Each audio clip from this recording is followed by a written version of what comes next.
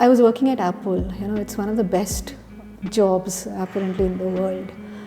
It was not making me happy. I just left it. I knew I had to do it because I will not waste even a single moment on something which doesn't make me happy and doesn't help me grow. So what does it say? Fearless? Fearless for the last leg of my life. This is another question that, mostly men say. Why do women get, such strong words tattooed on their body? Fearless, unstoppable. We need more reminding. Yeah, thank you. The goddess. Whatever. So yeah, even I'm thinking I should get a tattoo done.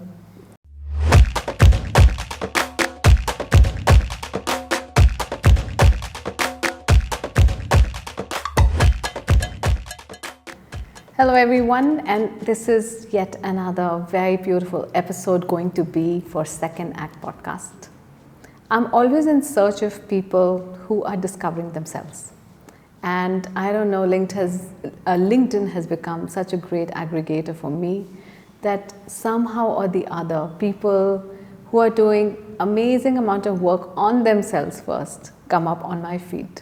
So thank you LinkedIn for bringing in Minal Srivastava. Minal, I have by accident read some of your posts, to be honest. Then I looked up your profile. Then I said, oh, okay, I must call Minal on Second Act Podcast, because this podcast is about just being authentic and yourself, and how being just yourself has actually taken you this far. And probably you had to really work hard on it. It's not easy. How you broke your own barriers, how you started believing in yourself and your voice, and how you have become a woman of substance and an influencer. So welcome, and thank you for taking our time. And this is another thing that I always feel with women, if you give them too much compliment, so they will say, oh, no, I don't deserve it.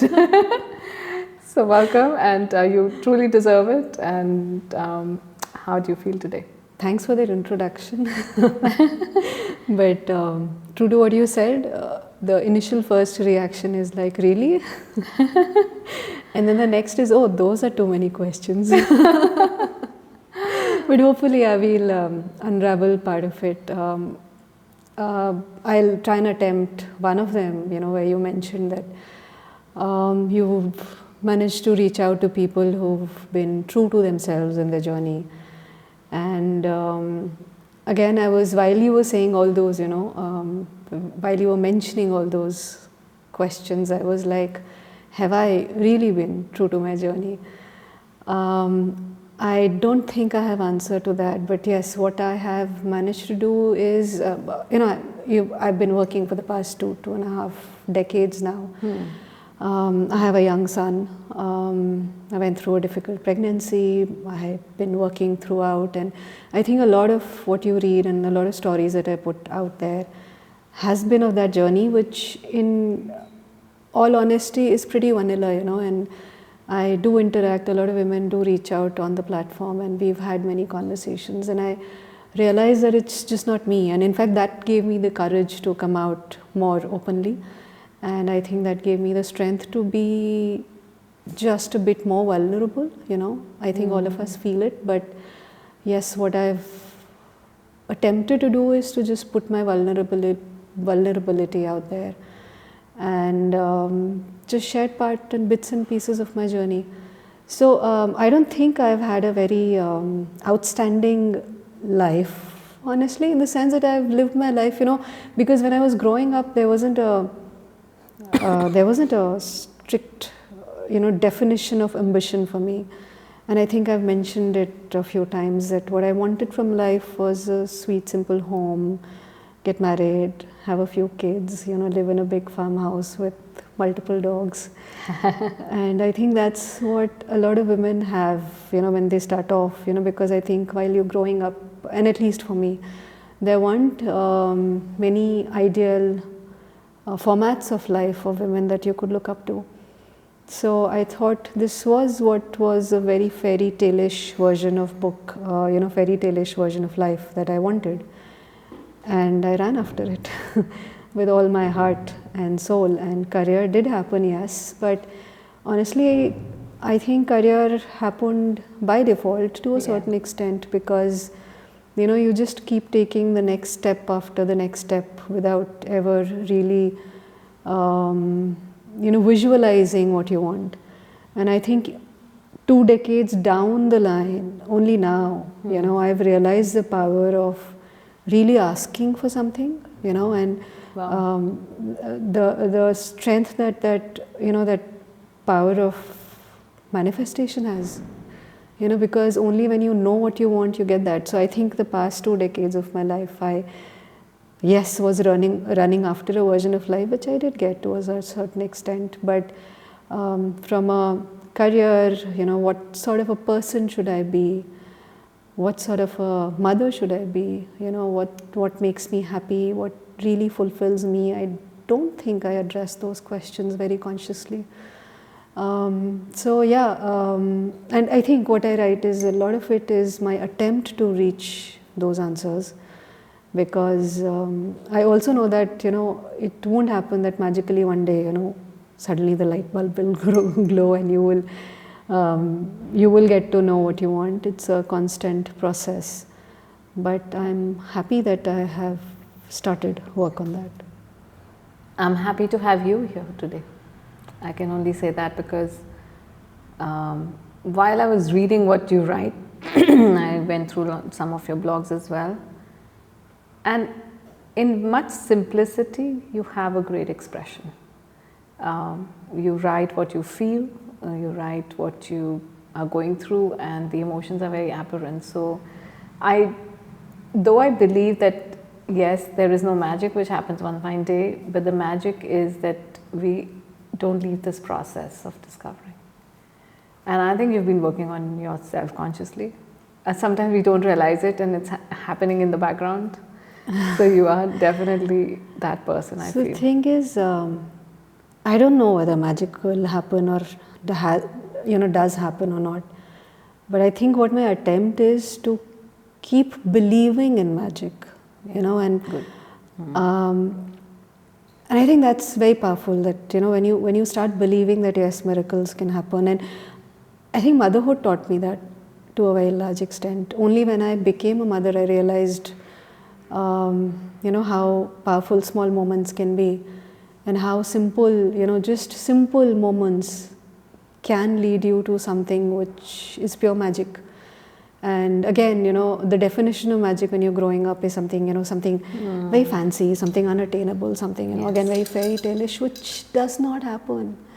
It's in these very simple stuff which is probably just right across you all the time, but you just do not notice it.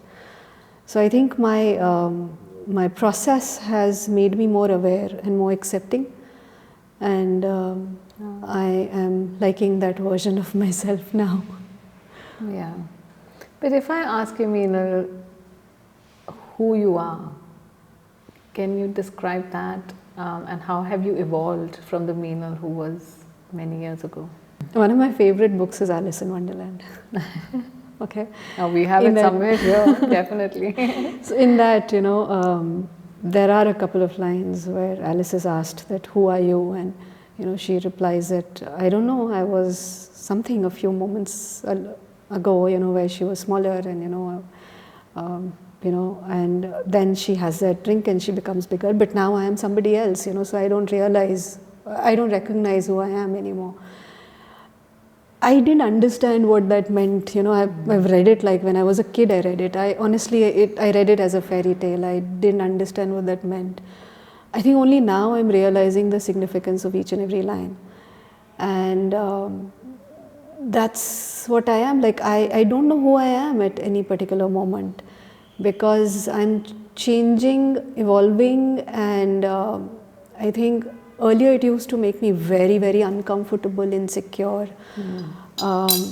Now I think it gives me the acceptance of the fact that, I will change.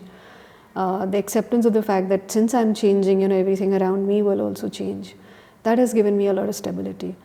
So like I said, when I grew up in a small town, my mother was a working mother all through her life and career, so she did push me very, very strongly towards a career. But 2.5 decades ago, there information wasn't that easily available. You and I didn't know that we could have a career, or what kind of career. You just kept taking the next step, right? So who was I then? Like I mentioned, I don't recognize that person, because that was formed basis what I was seeing at that point in time. And now, since I'm more aware of not the world, but I think more aware of myself, like you were mentioning, I somehow feel I'm limitless. And I'm okay with not being defined. I'm okay with being fluid, because I know that leads me to something that is more magical. So, is it me, or are you also feeling that the time for women is now, and from now it's only going to go upwards? Do you feel that energy? I had spoken about this energy a while back, because I've been working in corporate space for 2 decades, and in leadership positions, and again, the representation of women in leadership position is obviously abysmally low. So in my initial few years of my career, obviously you don't see many women around you, so you feel that there's a certain format to being a successful leader, which is very male, which was very, and I don't mean by, gender, I mean the energy, which is very aggressive, which is very demanding, which is, to a certain extent toxic.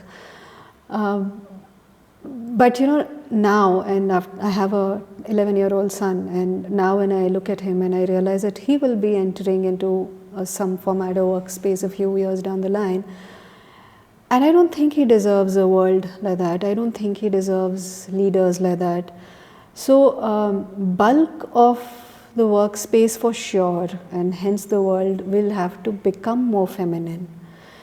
I see the shift happening, and trust me, if it doesn't, people and corporate spaces, they'll be forced to change, because the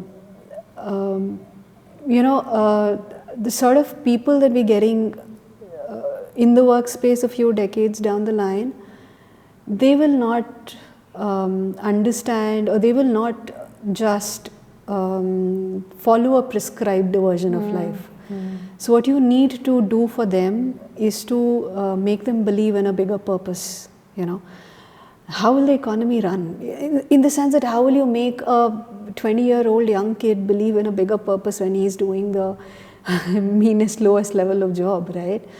For our generation, I think what happened was, you just, you had no options. Yeah. So you blindly we had limited kept, options, let's put it this way. We didn't have so much choice. This generation will not, so how do you make them believe on a bigger purpose is, again, that will come when you are more rooted, more grounded, more humble, more nurturing, more empathetic, more listening. And all of these are feminine energies, So I don't mean that, whether, it's not a gender related thing. It's the more, the sort of energy that you imbibe. Yeah. And I mean that for a corporate space, a workspace. I mean that for your interactions in relationships, your interactions with your kids, your, the energy that we are exchanging. So true.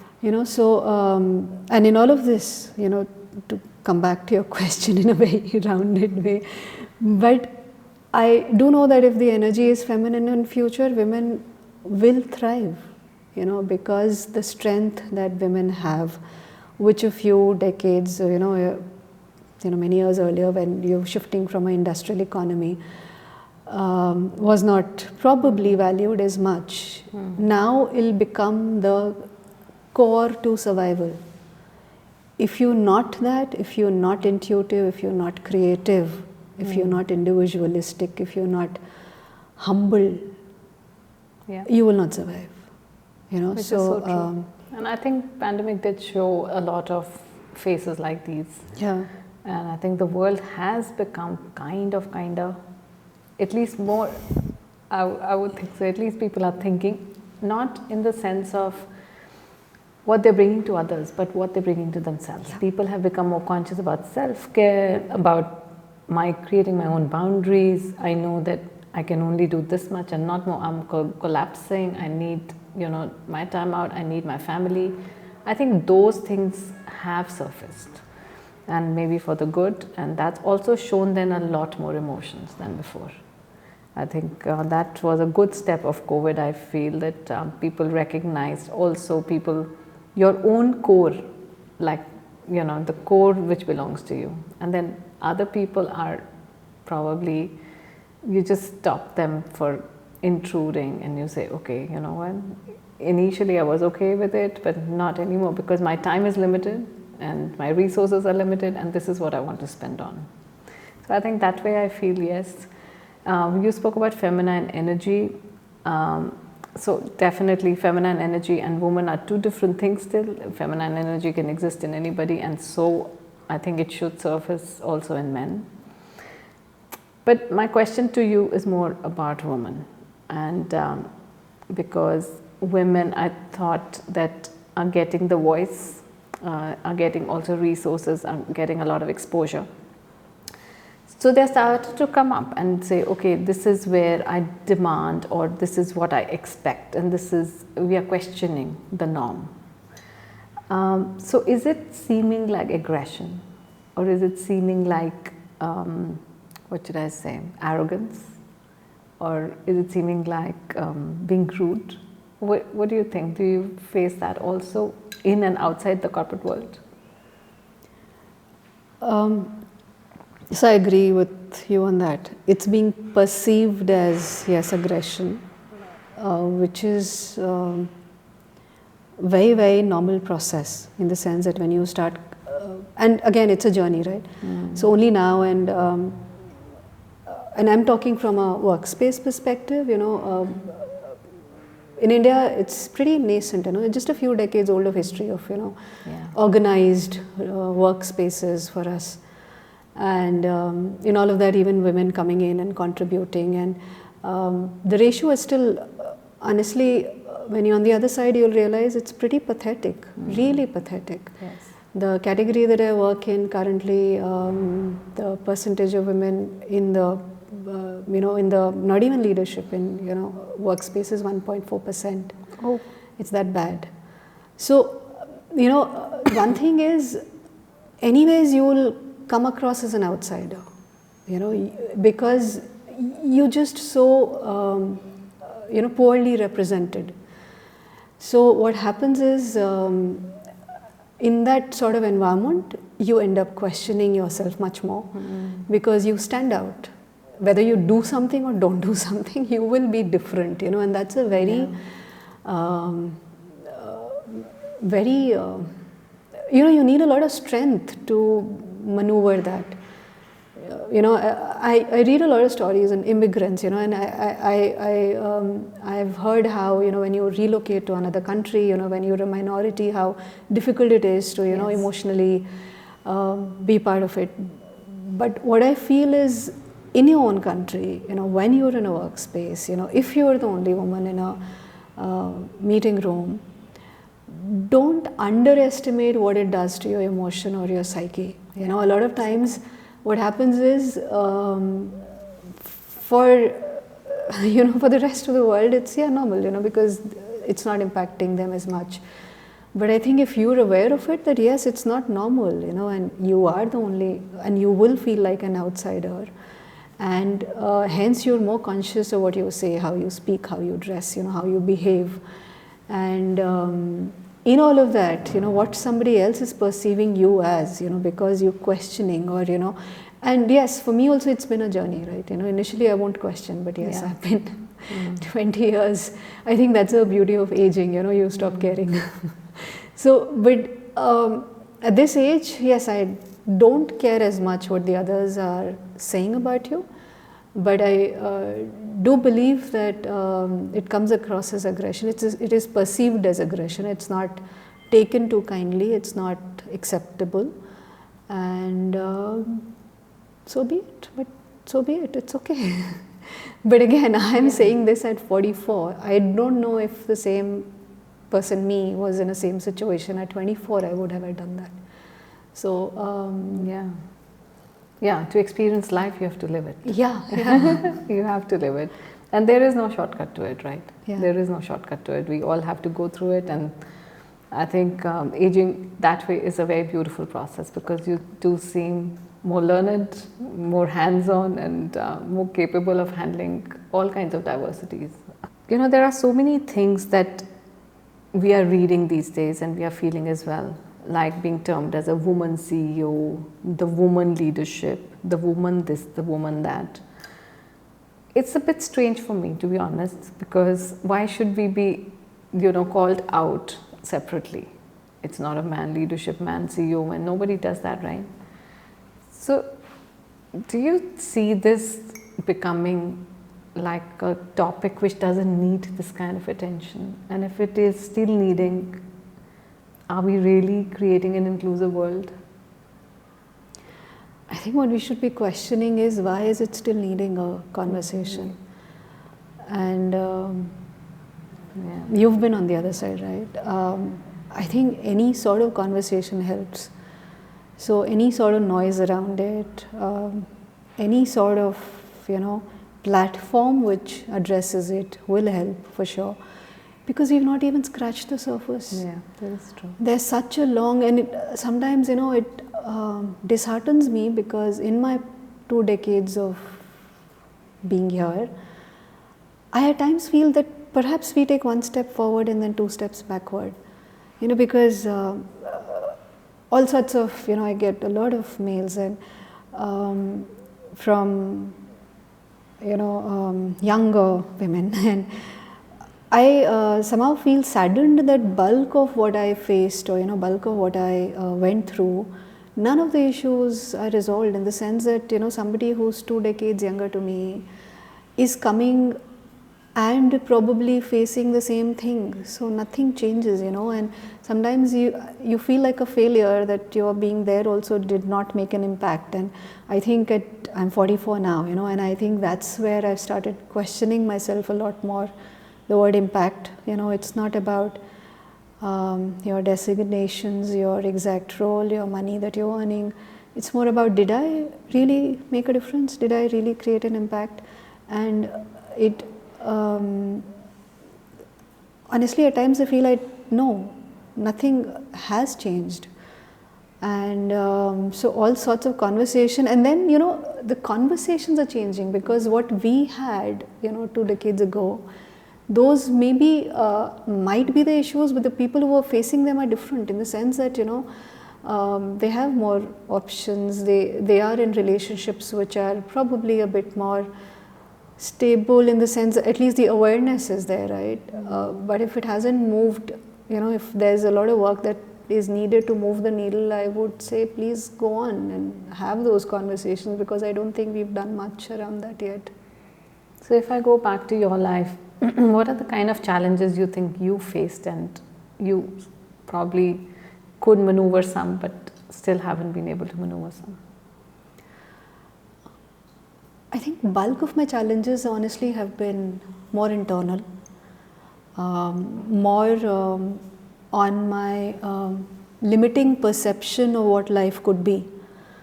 So I think what I've struggled with is to open myself up to ideas, and open myself up to possibilities and versions of life, and possibilities that exist in work, relationships, in your own, what you can be, as, and what can make you happy, what can give you, satisfaction, contentment.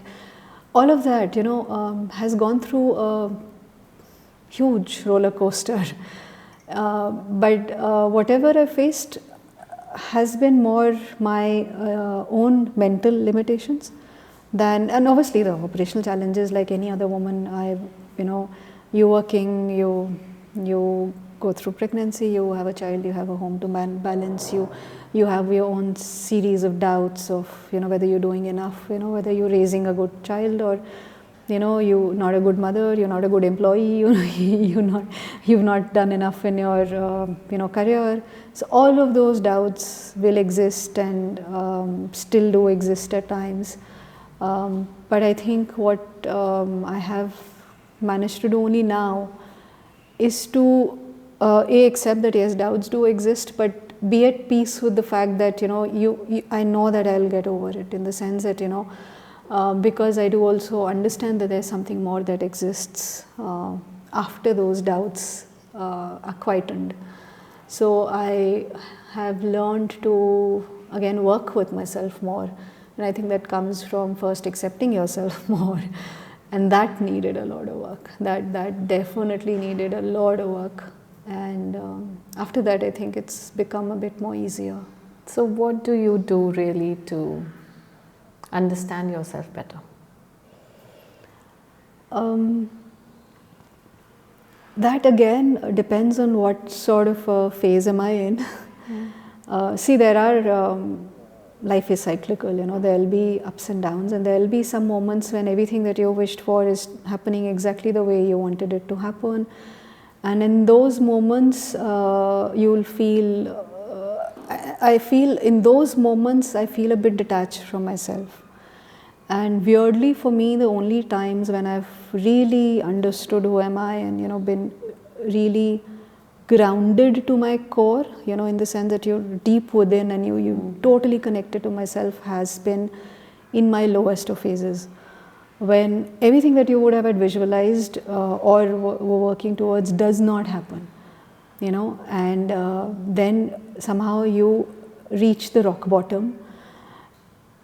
But and now that I've been through cycles of it, I find those moments the most beautiful. The most, you'll be going through hell. I am going through hell in those moments, but somehow, now that I've been through a few times, I know that it'll end, so that hope is there. And because that hope is there, I really then just dig my heel in, and I let the universe do the work, and then I allow myself to do the work. So only then, I really get to understand what I am really wanting. And any time that has happened, honestly, what I wanted has not happened, but what has happened has been more beautiful than what I would have ever imagined it to be. So you don't know whether that makes sense. Believing in the process. Yes, just being true to the process, and then the outcome is something that I now try not to focus on. Get attached to it. Of course, this podcast is about second act, and second act is just a metaphor. It is not that you leave one and to do the other. It is discovering yourself into something new. It could be a new day, it could be a new feeling, it could be a new perspective today, it could be a new purpose that you're living for. It could be anything that manifests something which is a better version of you the next day, and that's your second act. So I want to ask you, what is your second act? So I think my second act started once I gave birth to my son. And I went through many health issues at that point in time. And again, you brought up you brought up with a fairy tale version of life. You brought up with a very fairy tale version of pregnancy and motherhood. And everything clashed. Everything clashed. I was like, what the hell is this? Nobody told me about this, that, you can feel pathetic. You will not immediately connect with your child. Your body will not support you. Everything will change. And change is very unnerving, And something like this, which is a big moment in life, and you're supposed to be anticipating, you're supposed to be looking forward to it. But when suddenly it hits you and you realize, no, this is not, it's, I think I was brought up again on a very Bollywood version of motherhood and parenting, with a very nice Bollywood picture has to be blamed for so many things, right? From the way we should get married, Trust to the me. kind of bodies we should have, to the kind of perfect families we should get. Bollywood And the perfect villain, by the way. Exactly. Everything is just made us to believe that, there is not so real world out there. So, and then, one day I was lying on the hospital bed, and my son was just a few days old. Really bad incident. I was in a lot of pain. I wasn't too sure, whether next morning I'll wake up or, I was just going back, and it happens, you go back into your life, and and in that moment, and I keep revisiting that moment at times, it's hurtful and painful. So I think the initial few years after that, I tried to, as I tend to, and I'm very good at it, I really shut down all bad memories. I literally, it's like it didn't happen. But somehow I kept that one alive for myself, because I needed to, that how did you, and even now to this date, I want to keep that memory of that moment alive within me, because whenever I steer away from, my path, it brings me back. And in that moment, when you're not too sure, how will you wake up, or if you will wake up the next day, a lot of things that you've been told of, doesn't make sense at all. I was like, here I am, I have a few days old baby that I can't connect with. I think I've done some amount of work, but I don't know for what. Yes, I have some sort of career, I don't know for what. What was my life for, in the sense that what did I really live for? And in that moment, I had made quite a few promises to myself, but one of them was that I will not live any other's version of life at all. So powerful. I will choose what makes me, and after that, every single decision that I've taken, there's only been two questions that I ask myself. Is it making me happy? Is it making me grow? If the answer to both of them is a no, the decision is pretty clear. I don't even listen to anybody. I was working at Apple. It's one of the best jobs apparently in the world. It was not making me happy. I just left it, and in my peer circle, in my that's something which is unheard of, and and I got a lot of pulling on that. But I knew I had to do it, because I will not waste even a single moment on something which doesn't make me happy and doesn't help me grow. At times, I will not know what makes me happy.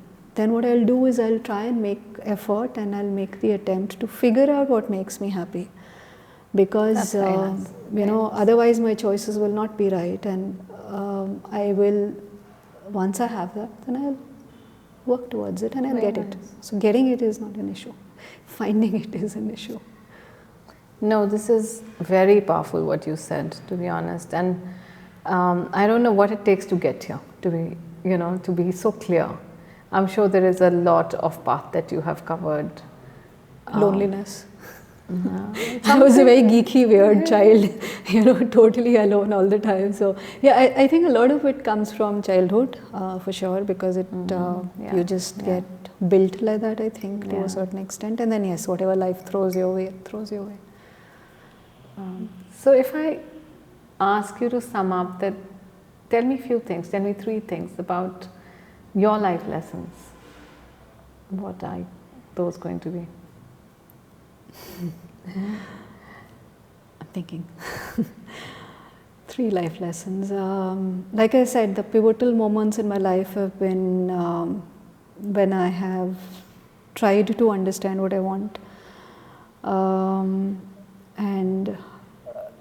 again, when I say it, a lot of times it'll just seem like words, because everybody has said it, you need to be true to yourself, you need to know what you want, all of those, you hear it, but those will only be words till you don't live through it. And sometimes it'll be some incident that happens with you. Sometimes it might be some trauma or pain that you go through. But my only thing, and I keep telling that to myself as well all the time, even now, that why do you have to go through that pain to, become a new person or, try and find a path for yourself again? Why can't you keep at it, and you do steer away, because sometimes you get too comfortable with what is happening around you, and you just accept what is happening to you. You don't question, you don't challenge, you just, keep, like, the first 20 years of my life, you just keep taking the next step, and whatever door is opening, you just keep getting into it, not knowing that, there are limitless doors, not knowing that, there is so much of possibility and potential out there in the world within you, So I think my learning is just that, and I honestly, even now, I can't tell you how that happens, because, like I said, you just need to be in your lowest of lows, feel the pain. And again, like a lot of times I also kept getting asked that, how do you balance work and life? I said, there is no balance. For me, there's never been a balance, because the thing is, I've been through the deepest of, mental depression, I would say. But I think now I find those moments the most beautiful, because I am the closest to myself in those moments. But then, yes, what I have managed to do is, again, build a strong community of people and relationships around me who know when I need to be picked back up. So again, this is not this is not something that you can. You can do it alone, I would say. Yes, I've done it alone and with people as well. But with people, I think it becomes a bit easier. So you just need to find your tribe. And again, when I say that find your tribe, again, a lot of times people get confused with maybe one romantic relationship, one husband, one, father, one, it's not that. It's such a combination of, you doing coffee beans, you know what I mean, right? Yes, absolutely. It's such a weird combination of relationships and energy exchanges and people, who will help you on this journey. But you need to be open to those experiences, you can't just put them in buckets and then, just keep looking for those buckets, because it doesn't happen like that. So I think, again, that has been my other learning, that I have tried to be open towards it, and then, like, when you open up, then things, happen, and I think that makes your journey a bit more easier and enjoyable, and you just get picked up a bit faster. So cool, so cool. But thanks for sharing. It has a lot of deeper meaning, and if I hear you till the end of what you want to speak, there is so much that you've gone through. I just feel that, and thanks for sharing it here, because I think if people on the platform come and share with utmost reality of life, that everything is not rosy. What you see on LinkedIn or social media platforms might just seem that, oh my God, these are influencers, these are people who have built it, life's been pretty rosy for them. It's not true. Everybody has so many struggles, and if we talk about it openly, people will think these are real people. So thank you for being that person who can share and can bring it forward. So I appreciate that. I appreciate that. I normally wrap it up with some, what should I say, coffee with current questions. Do I get a hamper? What's the hamper? The hamper is my friendship. Okay, I'm all in. Okay, so like few more questions to know you better. Words for you are? Words that define me. What words, the way that you use words are? Oh. I think words have always been an escape for me, always. So like I said, I was a nerdy teenager, and all through my growing up years, I just kept reading, and I did nothing else except reading. And so even now, whenever I need anything, whether it's comfort, wisdom, escape, I go back to words. So, and yeah, people get, symbols tattooed, and somebody was mentioning, I said, no, for me it's words. So yeah, they've played a very important role. So what does it say? Fearless? Fearless. For the last leg of my life. This is another question that, mostly men say. Why do women get, such strong words tattooed on their body? Fearless, unstoppable. So many, of course, synonyms to that, but mostly synonyms to that. We need more reminding. Yeah, thank you. The goddess. Whatever. So yeah, even I'm thinking I should get a tattoo done. Okay. Okay. So the next question I want to ask you is about what life is to you. Adventure. Only now, like I said, I've started understanding Alice in Wonderland. It's adventure. Something like that. Just get into the rabbit hole with curiosity and and sense of wonder, and just meet mad people. So I think and be non-judgmental about mad people, because mad people are the best. I know, that's true. They're the most genuine, kind-hearted people ever. So true. So yeah, for me, life would be, if I have to manifest something, I would want to jump into the rabbit hole and find my Mad Hatters. Wow, super. Happiness is? I've had a weird relationship with happiness. The more I run after it, the more it runs away. So I've stopped running after it. For me, I think it's more about contentment. So I try and focus on being content more. Happiness follows. So, for example, earlier, like I was mentioning, I used to tell people, oh, I paint because it makes me happy. No, I paint because I think it makes me content, So, and the moment I understood the difference between the two is when I think things changed.